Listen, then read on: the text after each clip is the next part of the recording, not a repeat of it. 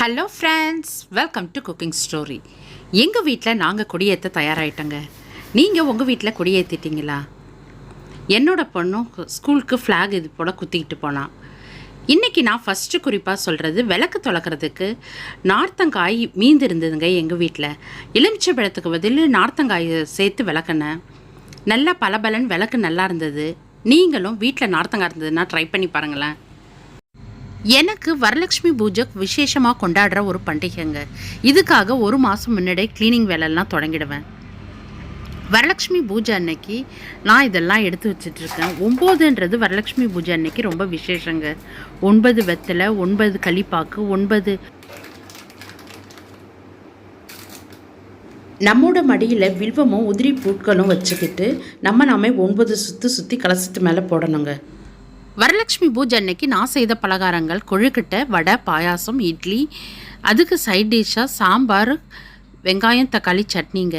இதுக்கு ஒரு 10 பேருக்கான சாம்பாருக்கு நான் ரெடி பண்ணி வச்சுருக்கேன். வெஜிடபிள்ஸ்லாம் கட் பண்ணி வச்சுருக்கிறேன்.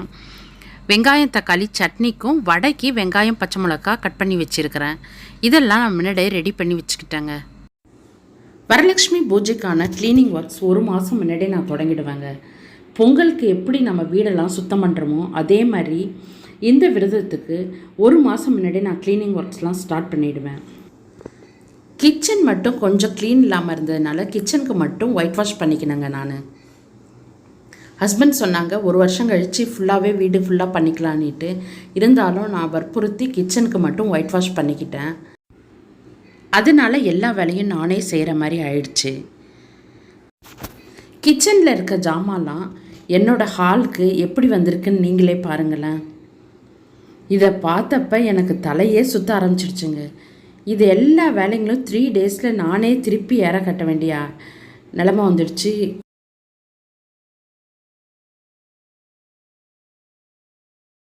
இதுமாரி டைமில் கொஞ்சம் கூட பதட்டப்படாமல் எது தேவையான பொருட்கள், எது தேவையில்லாத பொருட்கள், தேவையில்லாத பொருட்களில் எது ஜாமாங்கரன்ட்ட போட வேண்டியது, எது குப்பையில் போட வேண்டியதுன்னு பிளான் பண்ணிக்கோங்க. மெத்தையில் இது போல் நம்ம சீலிங் ஸ்லாப்பில் இருக்க ஜாமான்லாம் எடுத்து கழுவி காய வச்சு அதையும் மெத்தையில் மாடியில் காய வச்சு மூட்டை கட்டி வச்சுட்டேங்க. ஒரு மாதம் உண்மையிலே சரியாக இருந்ததுன்னு சொல்லலாம். அதுக்கப்புறம் கிச்சனில் நான் எப்படி அடுக்கி வச்சுருக்கேன்னு பாருங்கள். ஒரு நாள் சமைச்சிட்ருக்கிறப்ப இந்த வீடியோ எடுத்தேன். ஸ்டவ் பக்கத்திலே இருக்க இந்த சின்ன ஷெல்ஃபில் டக்குன்னு எடுக்கக்கூடிய முக்கியமான ஐட்டங்கள்லாம் நான் இப்படி தான் வச்சுருக்கேங்க. நைஃப், சீசர், சீவல், ஆயில் ஐட்டங்கள்லாம் இது போல் ஒரு ட்ரேயில் வச்சுருக்கேன். உப்பு, சர்க்கரை, நாட்டு சர்க்கரை, டீ தூள், காஃபி தூள், பெருங்காயம், இது போல் சின்ன ஒரு ஸ்டாண்டு, ஃபோன் வைக்கிறதுக்கு, இதெல்லாம் இது போல் தாங்க நான் வச்சுருப்பேன்.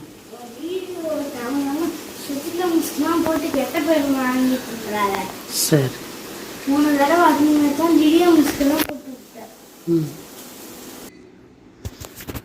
இப்போ பேசுனது என்னோட பொண்ணோட குரலுங்க. அவங்க என்ன பேசுனாங்கன்னு உங்களுக்கே தெரியும். நான் வீடியோ எடுக்கிறப்பெல்லாம் அடிக்கடி இது போல் எனக்கு அட்வைஸ் பண்ணிக்கிட்டே இருப்பாங்க அவங்க. இந்த டப்பாங்கள்லாம் நான் 3 120 ரூபான்னு சொல்லிட்டு வாங்கினேங்க. 150 ரூபான்னு சொன்னாங்க, 120 ரூபான்னு கேட்டு வாங்கினேன். 3 டப்பா 120 ரூபான்னு சொல்லிட்டு. இது பார்க்க அழகாக இருந்தது, எனக்கு பிடிச்சிருந்தது. அதுக்கு பின்னால் ப்ளூ கலர் மூடி இருக்க டப்பாங்கள்லாம் பவுடர் ஐட்டம், சீரகம், பெருஞ்சீரகம் அதெல்லாம் கொட்டி வச்சுருக்கேன். உப்பு, புளி, மிளகாய், பாப்பா லஞ்சுக்கு எடுத்துகிட்டு போகிற ஐட்டங்க.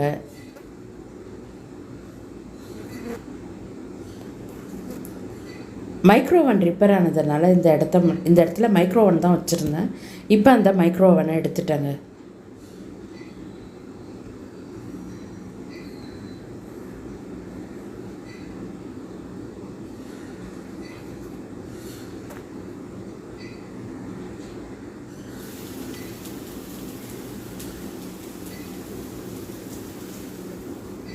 காய்கறிலாம் கட் பண்ணுறப்ப அதோட தோல்கள்லாம் இது போல் ஒரு கவரில் சேகரித்து வச்சுக்குவோங்க.